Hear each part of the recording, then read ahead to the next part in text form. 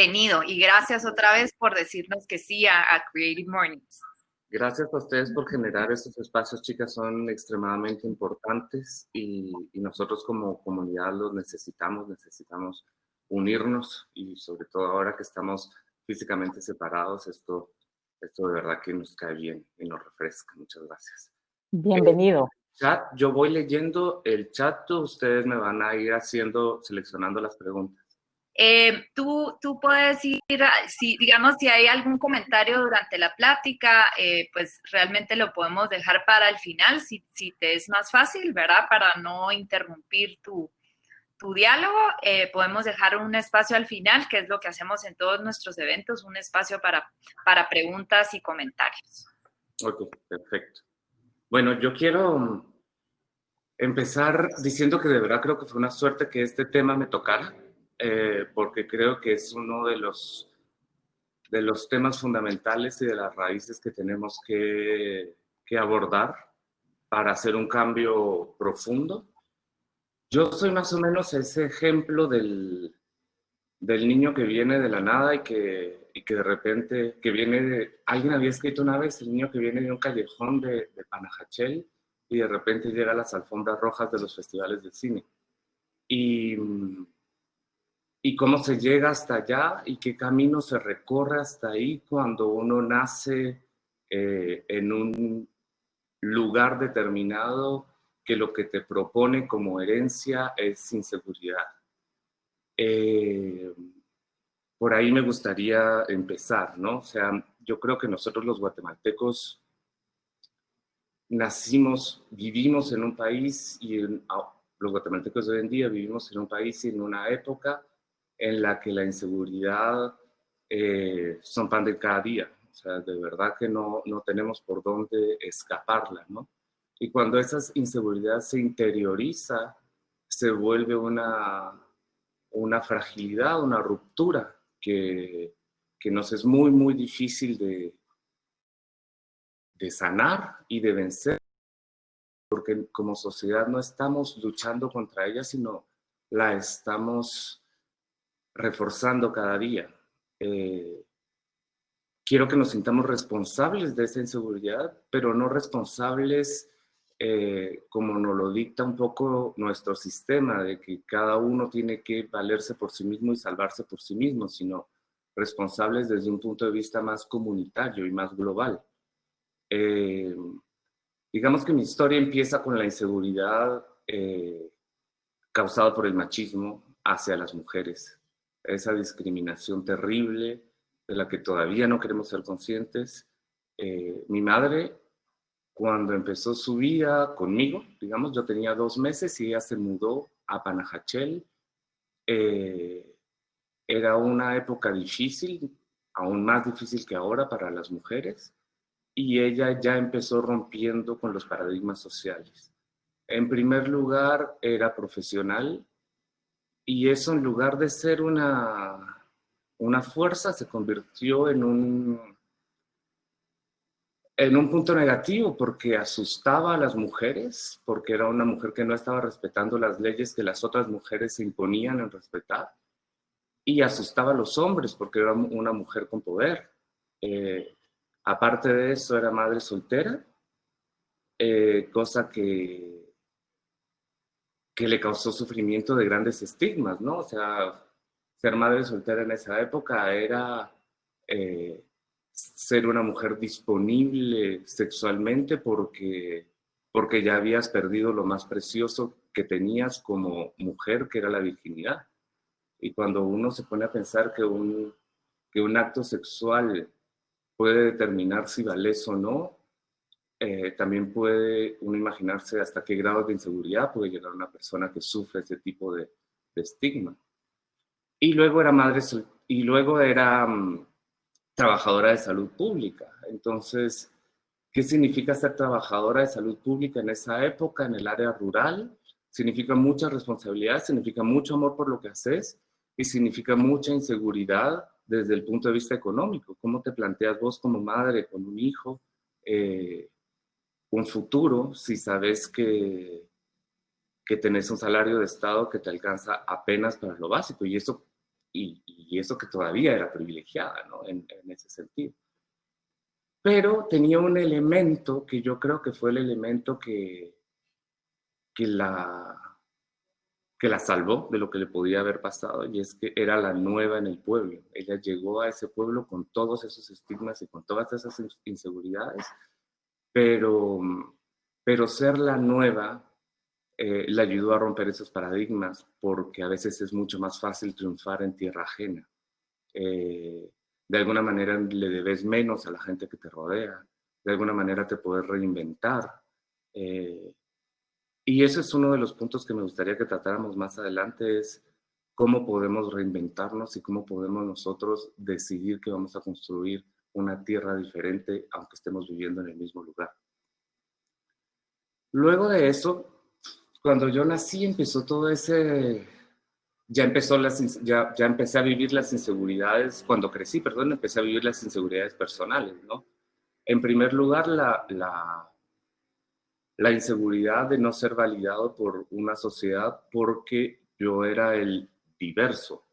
Entonces, tener en ese momento curiosidades artísticas se salía completamente del marco que mi sociedad esperaba de mí. Entonces, no sabían cómo tratarme, no sabían cómo hablarme y no sabían cómo abordarme. Entonces, lo que empezaron a hacer es hacerme creer que yo estaba mal, porque no lo estaba haciendo como ellos, que estaban bien. Y entonces a crearme otro montón de inseguridades con las que fui cargando mucho tiempo, ¿no? Después de eso, todo esto estaba basado en un sistema que seguimos perpetuando y es un sistema de aprendizaje basado en mitos, leyendas y frases prefabricadas que condicionan a través del miedo.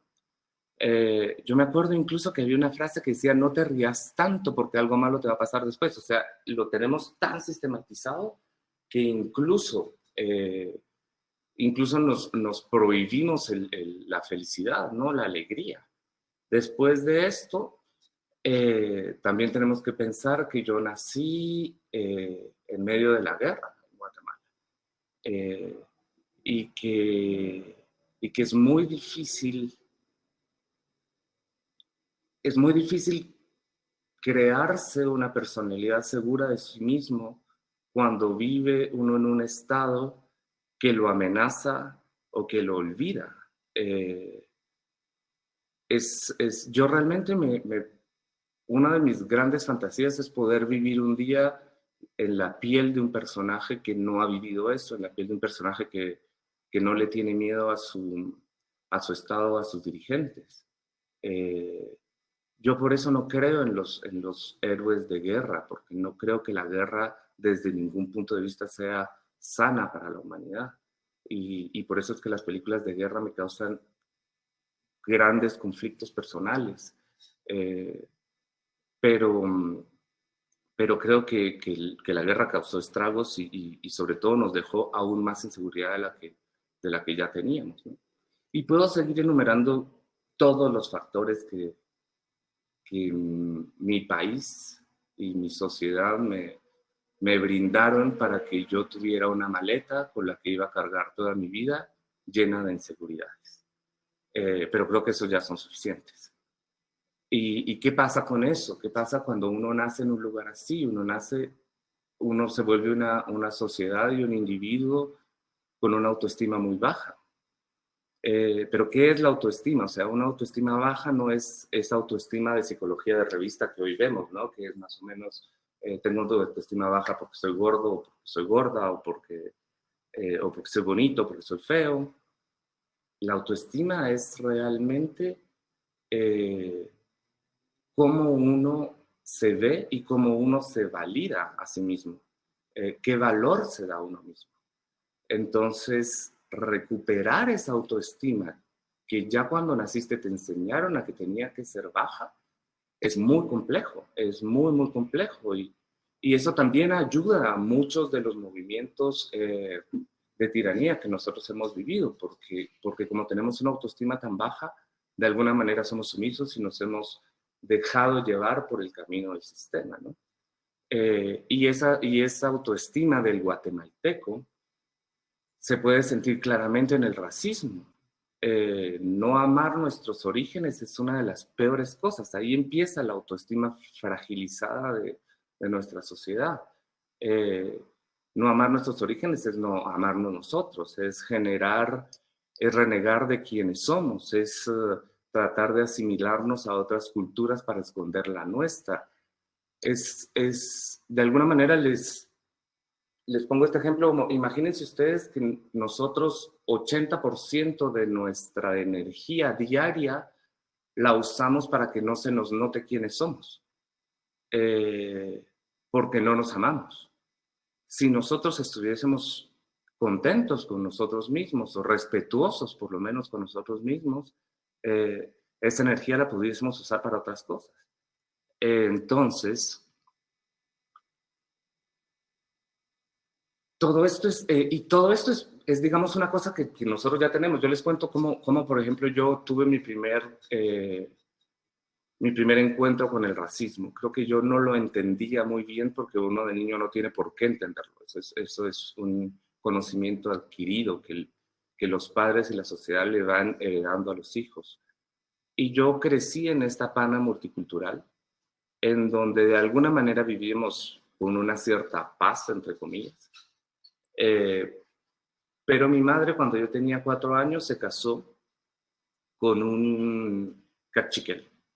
Familia cachiquel que ya venía de una generación renegando sus orígenes.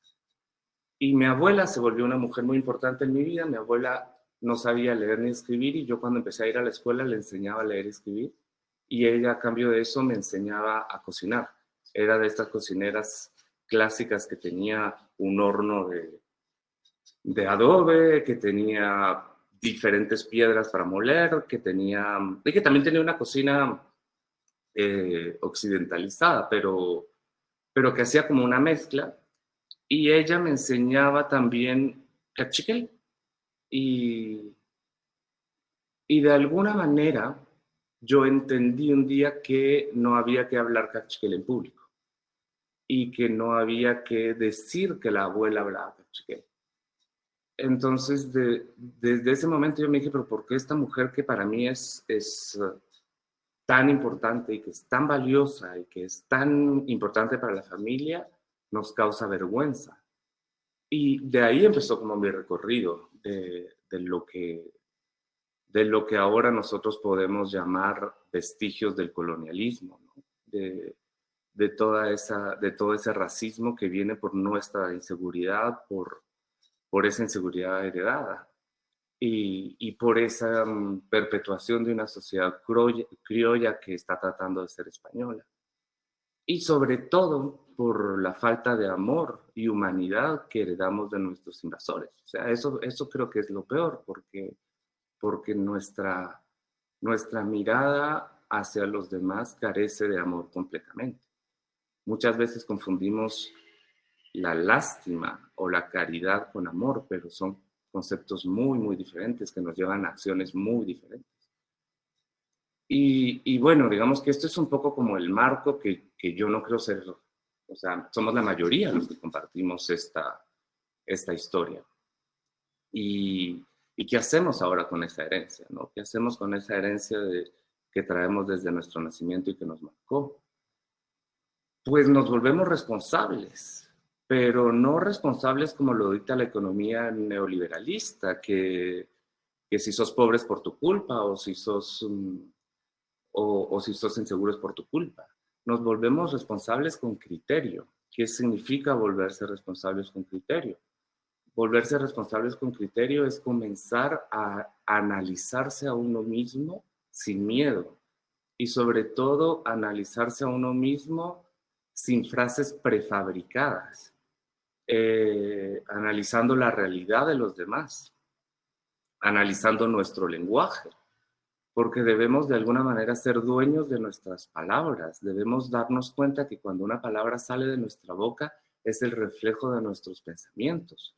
Y esos pensamientos tendrían que ser la evolución de nuestras acciones, y nuestras acciones después serían las representantes de lo que nosotros somos. de alguna manera, si nosotros no analizamos lo que decimos y solo repetimos lo que oímos, seguimos utilizando esa misma herencia que no nos ha llevado a ningún lado. Entonces, de alguna manera tenemos que romper, ¿no? Romper como con ese cordón, romper con esa herencia, romper con esas raíces y abrazar las otras.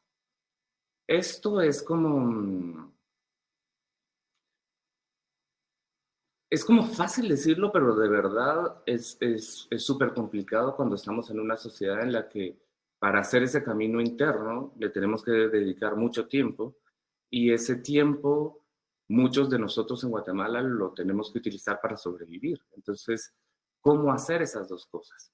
¿Cómo nos podemos volver nosotros responsables cuando no tenemos las herramientas para podernos dedicar a ese trabajo, porque es un trabajo? Es desformatearse, es deshacer lo que la sociedad hizo de nosotros, es quitarse estigmas, es quitarse creencias, es un trabajo arduo. Entonces, es un trabajo arduo decir que yo valgo y yo soy capaz, tal y como todos los demás valen y son capaces, ¿no? Porque la autoestima tampoco es decir yo valgo más. La autoestima simplemente es pensar que todos valemos, siempre siendo críticos y siempre analizando las posibilidades y los orígenes de cada uno. Pero yo sí creo que hay una solución y esa solución viene exactamente de eso, de nuestros orígenes y del trabajo colectivo. A mí me gusta mucho hacer referencia siempre a los idiomas mayas, porque en los idiomas mayas a veces es difícil hablar de uno mismo, a veces es difícil hablar en primera persona y incluso el lenguaje te obliga a ser colectivo, que eso me parece muy, muy bonito. Entonces, ahí está la magia, en un trabajo colectivo. ¿Y cómo creo yo que se hace esto? Yo seguramente todo lo que les estoy diciendo es completamente subjetivo, ¿no? Y son ideas mías, pero yo creo que todo esto pasa a través de la mirada. La mirada que tenemos sobre los demás. La mirada que nosotros tenemos sobre los demás los valida o los invalida. La mirada que los demás tienen sobre nosotros nos valida o nos invalida. Entonces, tenemos que poner la inteligencia al servicio del amor y mirar a la gente con esa inteligencia de amor. Cuando uno mira a alguien con amor, quiere decir que uno está dispuesto a hacer cosas por esa persona, que uno quiere ver a esa persona bien. No es que uno lo vea con lástima, uno lo ve con la disposición de entenderlo, de entender al otro aunque no lo pueda entender. Y de ahí viene también el razonamiento crítico. ¿Qué pasa si yo quiero entender al otro, pero no lo logro entender? En lugar de cerrarme en mi posición y defender mi posición como lo hacemos nosotros siempre, que es como no hay conversación entre gente que piensa diferente en Guatemala. Lo único que hay son posturas y el que grita más gana. Lo que tenemos que hacer con esa mirada es tratarlo de entender y ponernos en sus zapatos. Eso es empatía, es ternura, es amor. Imagínense si nuestros dirigentes, los de casi toda nuestra historia, nos trataran con amor y con ternura a todos, no existirían las líneas de corrupción que han mantenido colapsado por años nuestro país. O sea, yo no puedo creer que nuestros dirigentes nos quieran. No hay nada en las acciones de nuestros dirigentes que nos demuestren amor, empatía, compasión o ternura. Entonces, desde ahí estamos mal en la estructura y ese cambio sí lo podemos hacer nosotros. Nosotros podemos empezar a mirar con amor a los demás y no mirándolos con el objetivo de destruirlos, no mirándolos con el objetivo de minimizarlos, de discriminarlos. Nos deberíamos ver todos como iguales y desde ese punto iríamos borrando inseguridades. Digamos que nosotros masivamente en Guatemala invalidamos a nuestras mayorías. Nosotros invalidamos al 54% de la población con nuestra mirada machista nosotros validamos a 75% de nuestra población con nuestra mirada racista. Yo quiero decir 75% porque realmente creo que Guatemala tiene un 75% de indígenas, y el resultado del censo, que dice que solo somos 41% indígenas, no es más que una muestra de todos los que siguen negando sus orígenes. Entonces, si nosotros tuviésemos otro tipo de mirada ante nosotros como pueblo, no necesitaríamos negarnos, estaríamos orgullosos. Es más, los mestizos estaríamos orgullosos de decir que tenemos parte de ese mestizaje. Hablando un poco del censo, a mí me invitaron a ser parte de la campaña del censo, y cuando me invitaron a ser parte de esa campaña, existía en la boleta una línea que se llamaba mestizo, o sea, había como indígena, no me acuerdo qué más, y o maya, ladino y mestizo.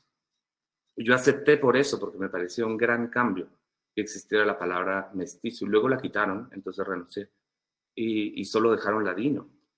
Y si volvemos otra vez a cuidar nuestras miradas, a cuidar nuestras palabras, la palabra ladino no es una palabra que mire de una manera positiva a nuestros ladinos. La palabra ladino es una palabra que carga con un peso histórico muy feo. Esas palabras podemos dejar de utilizarlas, como también tenemos que dejar de utilizar las palabras ofensivas como indio. Esas palabras tenemos que quitarlas de nuestro vocabulario. Y entonces, ¿cómo salimos de todo esto, no? Porque es muy fácil seguir hablando como de lo negativo y de los problemas, porque eso sí tenemos en abundancia. Pero salimos de todo eso siendo responsables por nosotros, pero sobre todo responsables por los demás. Yo creo que personalmente, como les conté al inicio, mi infancia fue este lugar en el que, digamos, hasta los 10 años, cuando uno construye su autoestima, yo llené mi maleta de inseguridades. ¿Y qué dije? ¿Por qué logré yo volverme a alguien seguro después? ¿Por qué logré yo vencer algunas de mis inseguridades? Porque claro, no las he vencido todas. Eso lo logré porque a mi alrededor tuve maestros de vida, maestros que me miraron con amor, maestros que me dijeron que sí podía, maestros que me dijeron que seguramente todo lo que yo quería lo iba a lograr. Y gracias a esas miradas de esa gente que me quiso y me quiere, yo pasé de ese callejón de pueblo a las alfombras rojas de los festivales. Entonces, para mí, ahí está un poquito el secreto. Y no quiero seguir hablando, mejor hablemos todos. Sí, ha habido bastantes comentarios, la verdad, Jairo, que estamos todos tomando nota, no hemos parado de tomar nota.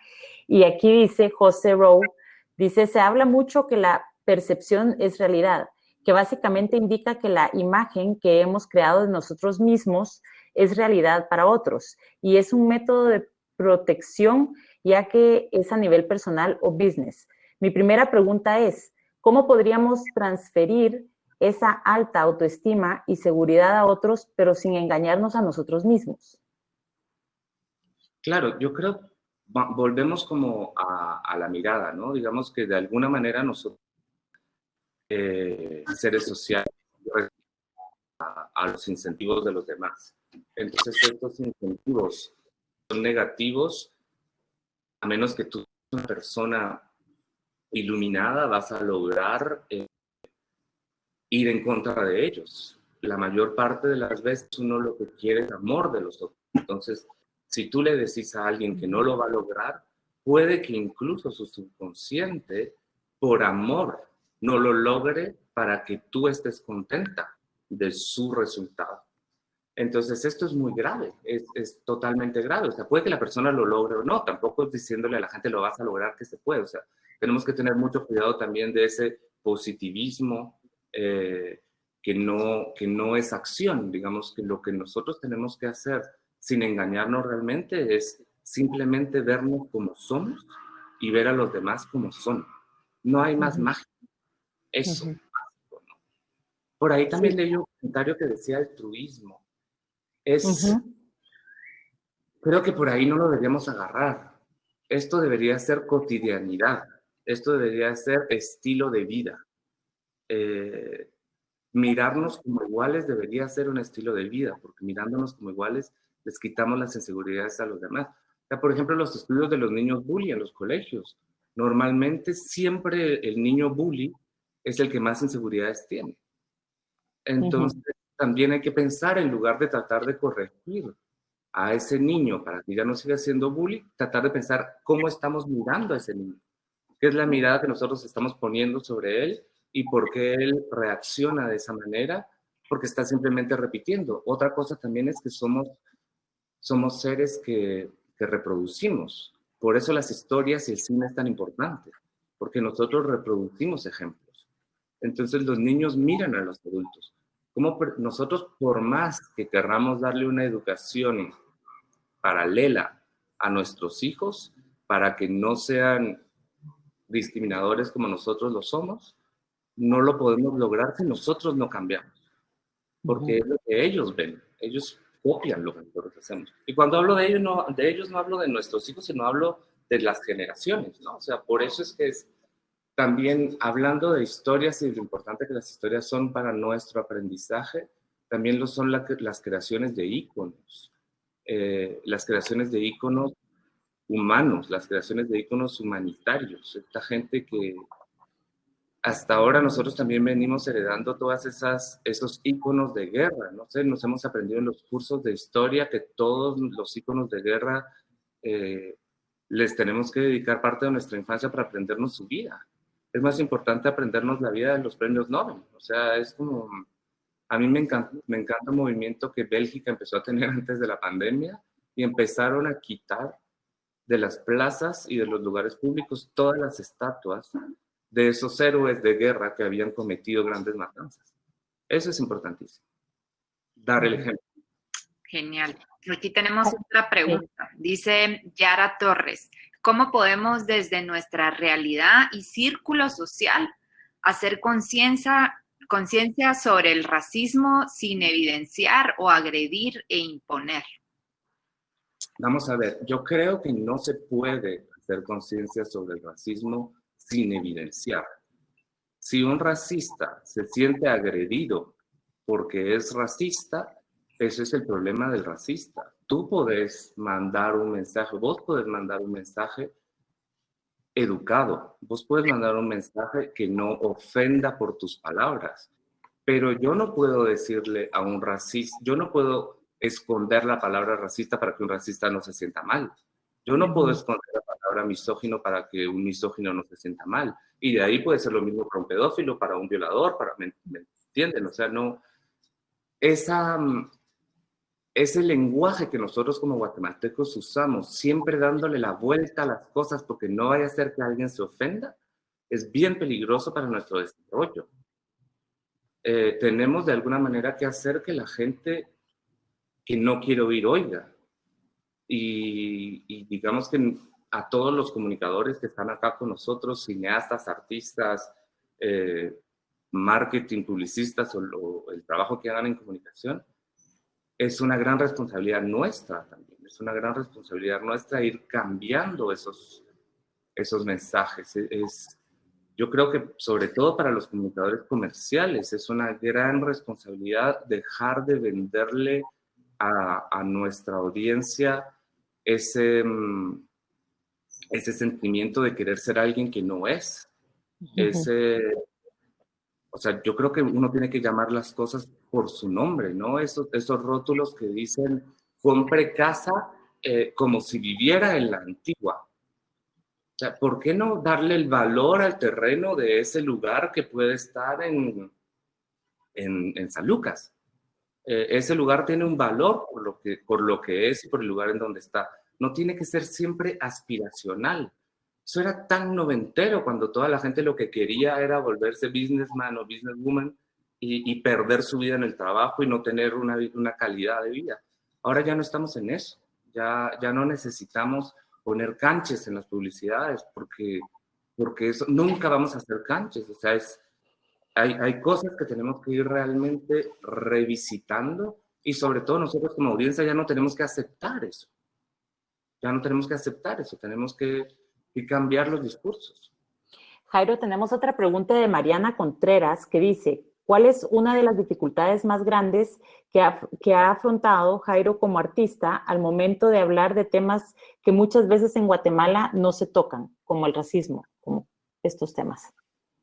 Yo creo que la dificultad más grande para todos los que hacemos cine hoy en día es el hecho de ser pioneros, ¿no? O sea, es muy difícil empezar a hacer cine y empezar a hablar de temas en una sociedad en la que este lenguaje todavía no era nuestro. Entonces, Guatemala se ha identificado siempre con la industria americana porque es el cine que consume.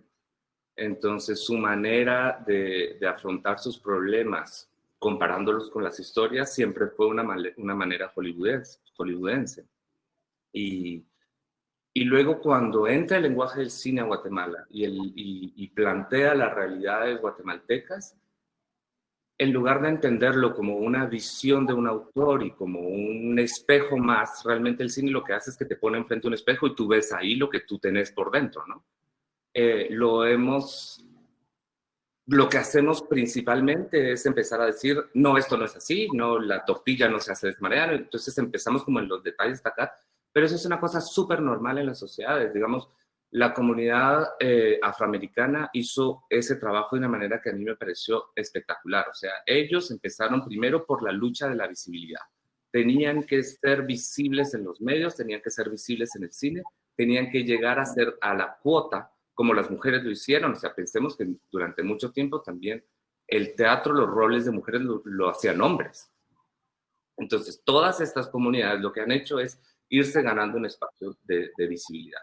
Una vez que tenés el espacio de visibilidad, ir cambiando los registros, ir hablando desde tu propio lenguaje.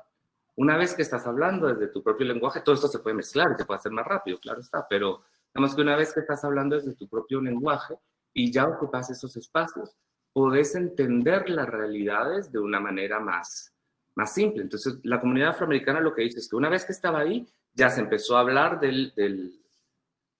se les empezaron a dar roles principales, ¿no? Y no se acuerdan, en los 90s todos los personajes afroamericanos se morían. Eran el mejor amigo y se morían porque esa era la manera de darles a ellos un buen rol, ¿no? Después de eso, como que hubo ese movimiento de dignificación del personaje afroamericano. Entonces eran como personajes que se dignificaban, pero la creación de íconos ayudó un montón. Grandes estrellas de cine, todo esto empezó como a ayudar y a levantar esto, hasta que en algún momento la comunidad afroamericana dijo, hey, basta de tratarnos con paternalismo, porque nosotros no solo necesitamos paternalismo y que nos vendan bien porque nuestra imagen de comunidad tiene que ser salvada. Tenemos problemas de drogadicción, hablen de eso en las películas, porque tenemos grandes problemas de drogadicción. Nos están matando los policías, esto no es nuevo, o sea, los vienen matando hace un montón. Hablen de eso en las películas. Y entonces en el momento en el que vos ya no querés ser paternalizado, es cuando de verdad te volvés independiente. Nosotros todavía estamos muy temprano para llegar a eso, porque todos somos paternalistas de alguna manera en Guatemala. Es esa herencia de la que hablaba al inicio. Buenísimo. Aquí tenemos otra pregunta de José Cajax. Un gran saludo, Jairo. ¿Crees o tienes esperanza en las nuevas generaciones de jóvenes para cambiar toda esa percepción negativa que se ha tenido hacia los pueblos indígenas y así el promover a amar nuestras raíces? Sí, mucha esperanza en las nuevas generaciones. ¿Por qué? Vamos a ver, yo creo que nosotros como comunicadores tenemos que hacer un trabajo para ellos, para ayudarlos a reforzarse. Pero otra cosa es que yo creo que ellos beneficiaron de la ruptura de la burbuja, que igual si la globalización no ha sido buena en todo sentido, por lo menos en el sentido de la comunicación sí lo ha sido. Entonces, si nosotros como guatemaltecos no queremos hablar de racismo, en otros países sí están hablando de racismo. Y nosotros consumimos lo que los otros países producen. Entonces, de alguna manera, esa olita nos salpica. Y eso está genial, digamos, eso está genial. Si pueden seguir más esas cosas, háganlo, porque ahorita mismo a toda la nueva generación guatemalteca, nosotros les debemos una disculpa, ¿no? Porque nosotros como generación vieja no hicimos lo necesario para ellos. Vamos a tratar de empezar a hacerlo ahora. Vamos a tratar de hacer cambios. Nosotros desde mi casa productora estamos enfocados en eso. Pero si ustedes pueden hacer ese paso viendo gente de otros países que ya lo está haciendo, amárrense a esas personas. Muchísimas gracias. Y también tenemos una pregunta de Jimena La Infiesta, que dice, ¿cómo empezamos a trazar puentes entre clases sociales para sanar el tejido social desde el arte? Eso, yo creo mucho en la denuncia. Yo creo mucho en la denuncia desde muchos puntos de vista. Creo que nosotros, en primera, debemos entender por qué esas brechas sociales existen y cómo piensan las personas que siguen perpetuando esas brechas sociales. Entonces, si yo sé que la Guatemala, que maneja la economía del país, piensa económicamente, su mayor miedo es volverse pobre y su mayor anhelo es seguir siendo rico, ¿por qué no les propongo a ellos que salgan de la burbuja en la que viven vendiéndole solo al 9% de la población y que trabajemos todos juntos para que toda la población crezca y ahí tendrán un 100% de la población? Y en lugar de abrirnos, o sea, realmente lo que pasa con una empresa en Guatemala es que cuando empieza a crecer hay una parte en la que se dice, ya tengo una parte del pastel, no voy a poder seguir creciendo, voy a abrir en Panamá, voy a abrir en Costa Rica, voy a abrir en México. Tenemos 91% de la población que todavía no es capaz de consumir los productos que nosotros que estamos acá consumimos. Si nosotros empezamos a trabajar en eso, somos 16 millones, somos un montón, 17 casi. Somos un montón. Si vamos hacia allá, si hacemos que esa gente tenga poder de compra, imagínense, yo no tendría que estar esperando que el mundo vea mis películas, si 16 millones de guatemaltecos las pueden ver. Lo que pasa es que de esos 16 millones, solo 9% las pueden ver. De ese 9%, solo los que van a centros comerciales, se reduce, tengo 3% de la población. Totalmente, sí. Aquí se nos había quedado rezagada una pregunta de Inés García. Ella dice, buenas tardes, Hampa Ujunap, y quisiera saber cómo afrontas las adversidades que se te presentan cotidianamente en tu trabajo y en tu vida, Jairo, como persona. Yo, volviendo a lo de las miradas y a esa certeza que yo tengo sobre el hecho que las miradas pueden cambiarnos a todos, o sea, cómo miramos a la gente puede cambiar. Creo que es muy importante rodearse de gente que te mira y que uno siente que cuando te miran te hacen crecer. Y esa gente no es hipócrita. Y esa gente tú también la tenés que ver así, porque esa gente está creciendo. Y yo creo que las adversidades en mi trabajo son enormes en un lugar en donde la industria es casi inexistente, ¿no? Y en donde no hay incentivos sociales, en donde la industria privada todavía no está creyendo en nosotros completamente. Entonces, ¿qué pasa? Te rodeas de un equipo potente, te rodeas de gente talentosa, te rodeas de gente que te mira como vos los miras a ellos, te rodeas de gente que cree en los mismos conceptos tuyos. Yo creo que en Guatemala cometemos un error muy grande y es ese error de decir, yo por ejemplo lo viví todo el tiempo, yo decía mi papá era racista, pero era re bueno. No era bueno. Yo lo quería, pero él era racista. Porque ser racista no puede ser bueno. Luego podemos entender el porqué de su racismo y podemos justificarlo para llevar una buena relación. Pero desde ese punto, cuando vos te rodeas de un equipo, te rodeas de un equipo que sea íntegro en sus pensamientos. Y a mí ya me ha pasado de rodearme con gente que luego descubrí que no eran lo que yo creía. Y esa gente no solo te hace perder mucho tiempo, te hace retroceder, te crea inseguridades, te afecta personalmente y te hace perder muchísima plata. Yo la verdad es que quiero como guardar esto que dijiste de verdad, de poner la inteligencia al servicio del amor. O sea, es que a veces nos sentimos muy inteligentes y si sinceramente solo nos liberáramos a amar a las personas, lo podríamos ver desde otra perspectiva, ¿verdad? Dice José Rowe, mi segunda pregunta es, en una industria, en mi empresa, ¿cómo puedo asegurarme que todos mis colaboradores se sientan seguros y tengan una autoestima óptimo? ¿Cómo podría yo, como encargado o jefe, transmitir esta seguridad personal hacia ellos y qué herramientas o prácticas me recomiendas? Uy, eso ya es empresarial. Pero es como No, ir a pero la acción. yo te quiero decir lo que yo aplico y que luego creo que no solo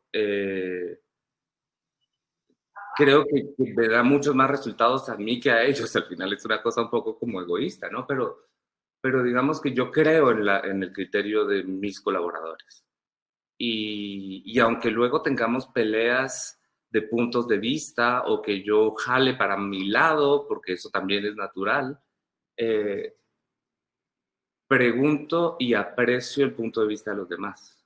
O sea, trato de hacerlo, ojalá que así lo sientan, pero ¿y luego en qué se transforma eso? Se transforma en que tu trabajo se facilita, porque ya no sos solo una mente dirigiendo, sino ya son un montón de ideas, un montón de mentes que están creando estrategias.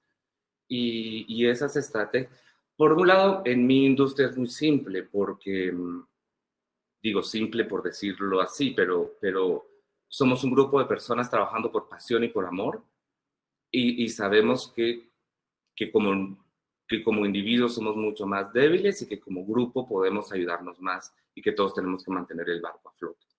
Entonces, pero sí creo que si vos mirás a la gente con unos ojos que dicen lo que vos decís me importa, te van a decir cosas que son importantes y te van a ayudar a hacer que tu empresa crezca y ellos se van a sentir importantes porque lo son. Sí, definitivamente. Bueno, aquí tenemos otra pregunta y comentario de María Kalschmidt. María es parte del equipo de Creative Mornings. Hola, María. Jairo, ¿qué sentís al ver marcas como CBC que están actuando distinto? De hecho, acaban de hacer un proyecto contigo. ¿Qué se sintió este primer acercamiento con la iniciativa privada? Mira, no es la primera vez que yo trabajo con la iniciativa privada y tenemos que saber que, digamos, en mi arte, que también es una industria, yo tengo una especie como de pacto con mi equipo, que es un pacto de vamos a tratar de no desperdiciar nuestros talentos y nuestra energía en otra cosa y solo hacer lo que nos gusta. De alguna manera, hacer publicidad no es lo que más nos gusta, pero tampoco es algo que nos disguste. Es poner en práctica lo que vos sabes hacer, poner en práctica la comunicación o el uso de la comunicación. Entonces, desde ese punto de vista, cuando una empresa te tiene confianza a vos como productora guatemalteca o como director guatemalteco o como empresa guatemalteca y deja de irse a buscar a los extranjeros para que vengan a hacerles sus campañas, para mí eso ya ya ganamos, ¿no? O sea, ya ganamos desde el hecho de que estamos haciendo trabajar a los locales. Y para todos los empresarios que me están oyendo, sepan que el talento en Guatemala sí existe. Lo que pasa es que las oportunidades son muy pocas. E incluso para encontrar ese talento lo tenés que mirar con amor, porque ese talento ha tenido tan poca oportunidad que no te puede llegar con un CV como te llegan los internacionales. Entonces vos tenés realmente que ajustar tu lente de mirada para entender si ahí detrás hay un talento. Y luego de eso, cuando de repente esas publicidades o esas grandes campañas de comunicación, porque más que publicidades son campañas de comunicación, como nació lo de Guatemorfosis,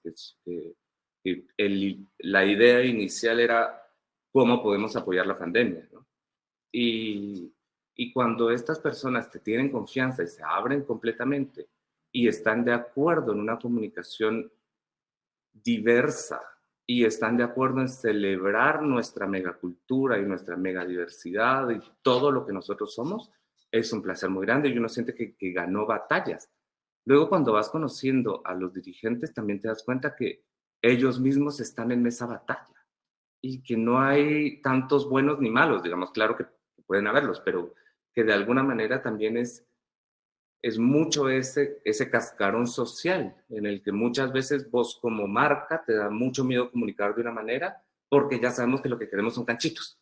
Entonces volvemos como pero de repente alguien se atreve y cuando ese uno se atreve, lo cambia todo.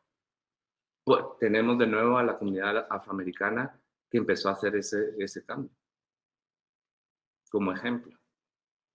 Genial, Jairo, pues la verdad que de verdad que nos llevamos muchísimos mensajes. Aquí podríamos pasar toda la mañana compartiendo contigo y pues conociendo de verdad desde esa autenticidad que nos diste, esa visión muy auténtica tuya. Así que primero que todo, mil gracias por este tiempo que nos diste, por compartir desde el corazón, porque así lo sentimos, ¿verdad? Y tal vez para ir cerrando, solo nos gustaría siempre en Creative Mornings, lo que tratamos es cabalmente que gente como tú le dé un regalo a la comunidad. El regalo más grande pues ha sido compartir, pero si pudieras lanzar una última frase para que la gente se lleve algo muy específico, ¿qué te gustaría regalarle a la comunidad de Creative Mornings en esta mañana, dada la realidad que estamos viviendo en este momento como país, como mundo, ¿verdad? ¿Qué te gustaría regalarles?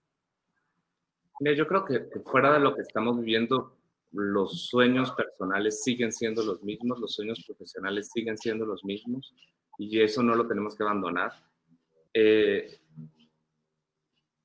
Yo quisiera decirle a todos, y lo baso un poco en los comentarios que yo tengo en mis redes sociales, les quisiera decir a todos, empiecen ustedes con algo, empiecen a trabajar ustedes con algo. Digamos, es mucho más fácil que un pequeño proyecto, aunque no esté muy bien hecho, encuentre eco en otros, encuentre ayuda, que simplemente una llamada de auxilio que diga, haz de mí una estrella. O sea, eso es mucho más improbable.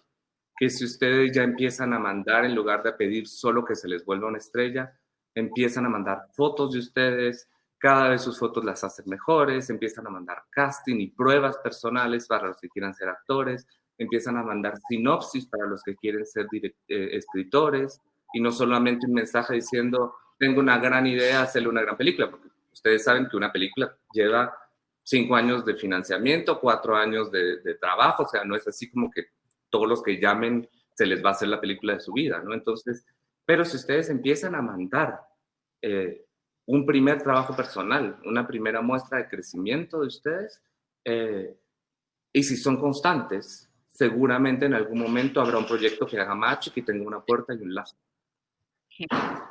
Bueno, pues muchísimas gracias, Jairo, de verdad, vamos súper.